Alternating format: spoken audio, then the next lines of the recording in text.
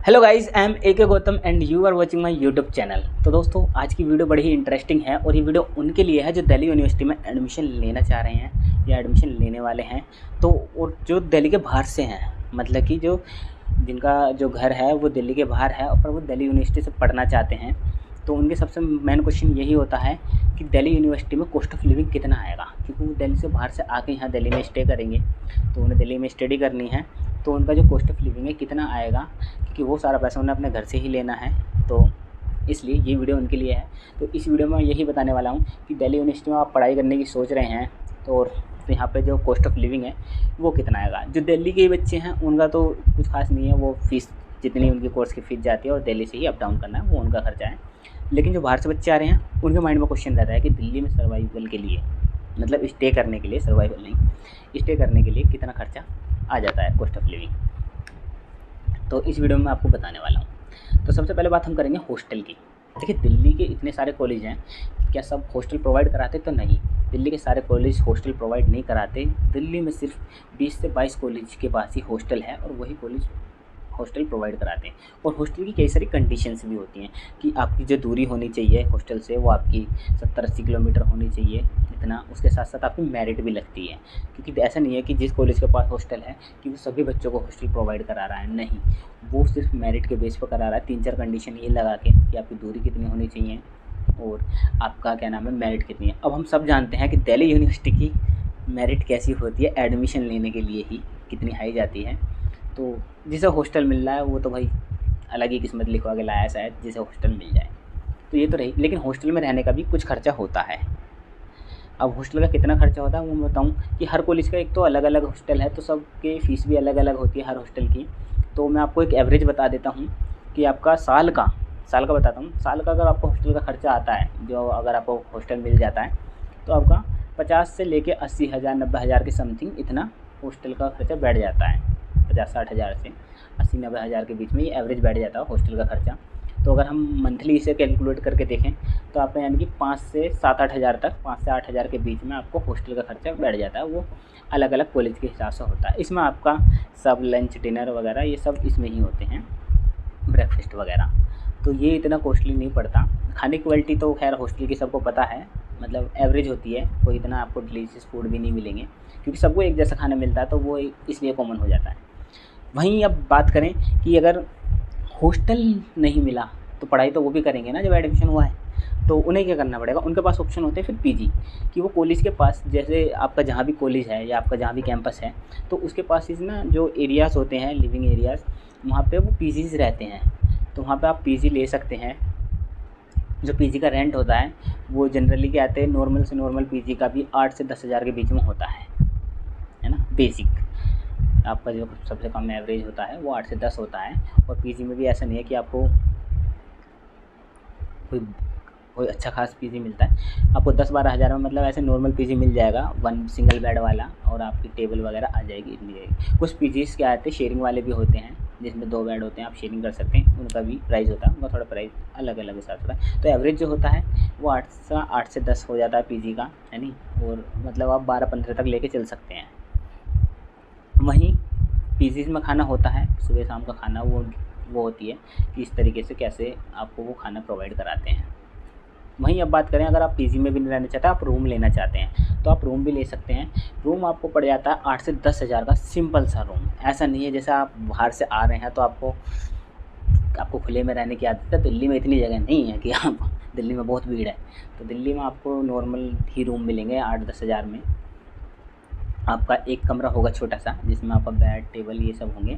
वहीं आप देखिए, मैक्सिमम तो कोई लिमिट है नहीं, आप अगर ठीक ठाक पैसा है घर वालों का तो आप यूज़ करिए, एंजॉय करिए, मिल रहा है तो ठीक है। लेकिन वहीं अगर आपके घर वालों की थोड़ी फाइनेंशियल कंडीशन ऐसी है कि इतना खर्च नहीं कर सकते तो आप कम से कम में जाके इस चीज़ को मैनेज करिए, क्योंकि हम सबको अपने घर की स्थिति पता होती है, उस हिसाब से करनी चाहिए। बहुत पैसा है घर वालों का तो ठीक है उड़ाइए, लेकिन अगर कम है तो बेचारे उनकी तरफ देख के चलिए और थोड़ा सा लिमिटेड खर्चों को ही इंक्लूड करिए।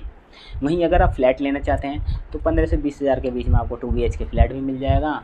और मैक्सिमम लिमिट में फिर कह रहा हूँ कि है नहीं कि आप अच्छे से अच्छे फ्लैट भी ले सकते हैं, कोई इशू नहीं है। तो ये तो आपको हो गया स्टे का, कि आपको दिल्ली में स्टे करना है यहाँ पे, तो आपका कम से कम इतना खर्चा तो आ जाता है, जिसका हम एवरेज देखें तो 10 से 15 हज़ार के बीच में सारी चीज़ें आ रही हैं। हॉस्टल तो थोड़ा सस्ता है क्योंकि वो लिमिटेड लोगों को मिला है। वहीं पीजी रूम फ्लैट सब क्या आते हैं स्टार्टिंग, मतलब आपकी 8-10 से लेके 15-20 तक आपका एवरेज है, मैक्सिमम की तो कोई लिमिट है ही नहीं, तो इतना खर्चा तो आ जाता है। अब मैं अगर इसमें आपको थोड़ा सा खर्चा कम करना है तो ये मैं आपको सजेस्ट करना चाहूँगा कि अगर आपका इतना बजट नहीं हो पाता तो आप एक काम कर सकते हैं, ये जितने भी आपको पीजीज़ हैं, रूम है, फ्लैट हैं, आप अपने कॉलेज से थोड़ा सा हट के ले लीजिए।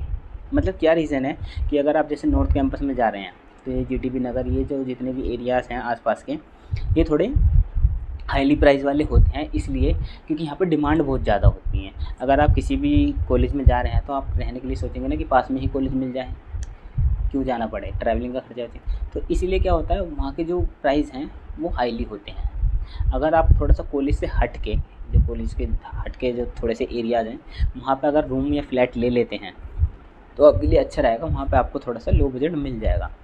इवन कई जगह तो आपको अगर रूम मिलना होगा, आप 2-3 जने मिल के भी ले लें तो आपको रूम मिल जाते हैं, आपको 5,000-4,000 में रूम मिल जाते हैं। तो ये चीज़ अच्छी रहती है। बाकी आप ट्रैवलिंग देख सकते हैं, ट्रैवलिंग का भी मैं आपको खर्चा बताने वाला हूँ कि ट्रैवलिंग भी यहाँ पे आप मेट्रो से करेंगे तो भी एक मतलब ठीक होता है। आप मतलब मेट्रो से ज़्यादा पैसा लगता है तो आप बस पास भी बना सकते हैं। तो अगर मैं आपको पैसे बचाने के लिए ये कहूँगा कि आप ड्यू से थोड़ा, मतलब जो मेन कॉलेजेस हैं जहाँ पे आपको एडमिशन है उससे थोड़ा हट के आप लोकल एरियाज़ में ले लेते हैं तो आपको थोड़ा सस्ते में रूम मिल जाएगा, पीजीज भी मिल जाएंगे, फ्लैट भी। तो इस तरीके से आप वहाँ से लेकर ट्रैवल कर सकते हैं थोड़ा सा।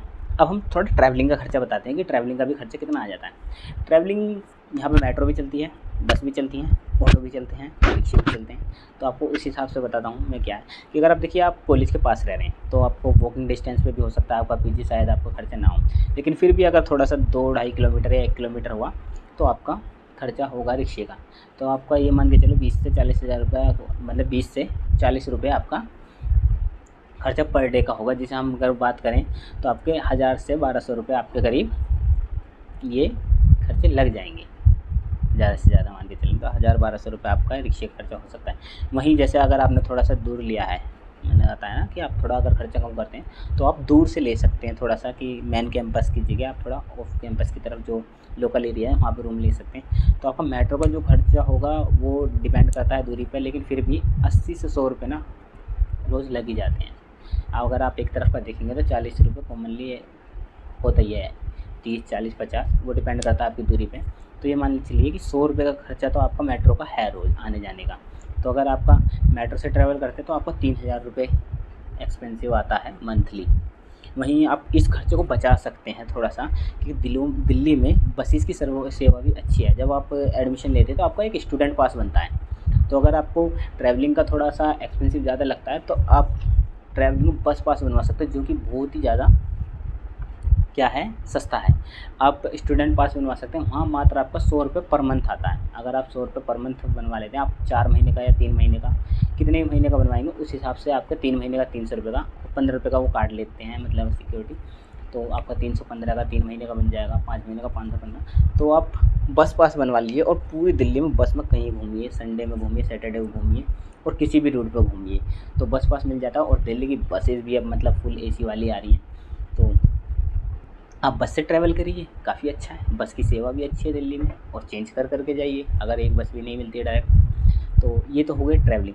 तो वहीं अगर पर्सनल खर्च, अब जब आप दिल्ली यूनिवर्सिटी में रह रहे हैं तो आपका कैंटीन हो गया, पॉकेट मनी, इन सब चीज़ों में भी खर्चे होते हैं। दोस्तों के साथ उठना बैठना, देखिए इस खर्चे की वैसे कोई लिमिट नहीं होती है ना, आप कितना पैसा उठाएंगे उतना कम है यूनिवर्सिटीज़ में। तो आप अपने लेकिन फिर भी आप अपनी जेब को देख के चलीजिए, लेकिन फिर भी आपको क्या कहते हैं 5 से 6 हज़ार रुपये तो एवरेजली चाहिए दिल्ली यूनिवर्सिटी में। जब आप रह रहे हैं तो आपका ये खर्चा हो ही जाता है पूरे दिन में, कुछ खाने पीने का, ये कम से कम बता रहा हूँ मैं। तो अगर हम बात करें कि अगर आपका 10-12 हज़ार हो जाता है रहने का एवरेजली, 5 हज़ार आपकी पॉकेट मनी, 2-3 हज़ार आपका ट्रैवलिंग, तो ये सब मिलके आपका, अगर दिल्ली यूनिवर्सिटी में आप पढ़ने आ रहे हैं तो एवरेज जो खर्चा है आपका कम से कम 20 हज़ार तो लेके चलिए 20 से 22 हज़ार रुपये आपका एवरेज खर्चा आएगा।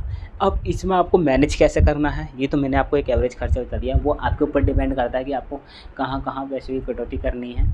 और अगर आप मैक्सिमम करेंगे तो कोई दिक्कत नहीं है, घर वालों का पैसा है, खूब इंजॉय करिए, उड़ाइए, कोई इशू नहीं है। लेकिन अगर थोड़ी फाइनेंशियल आपको पढ़ने आए हैं दिल्ली यूनिवर्सिटी में, आपकी पढ़ाई ज़्यादा ज़रूरी है और आपको अपने खर्चे में मैनेज करना है, तो आप अपने खर्चे कम कर सकते हैं। लेकिन फिर भी आपका 20,000, आप ज़्यादा से ज़्यादा कम कर लेंगे तो 15,000 हो जाएगा। लेकिन 20 से 22,000 आपका दिल्ली में स्टे करने का जो आपको कॉस्ट ऑफ लिविंग आएगी, वो आपकी 20 से 22,000 रुपये आएगी। अगर आप बाहर से आगे स्टडी करते हैं तो पर मंथ आपके 20,000 रुपये करीब लग जाएंगे। तो ये है दिल्ली यूनिवर्सिटी का कॉस्ट ऑफ लिविंग। और जिनका भी एडमिशन हो उनके लिए तो बेस्ट ऑफ लक है, ऑल द बेस्ट है, कॉन्ग्रेचुलेशन। तो ये है कॉस्ट ऑफ लिविंग एंड आपको इस वीडियो से हेल्प मिली होगी। And thank you guys for watching this video.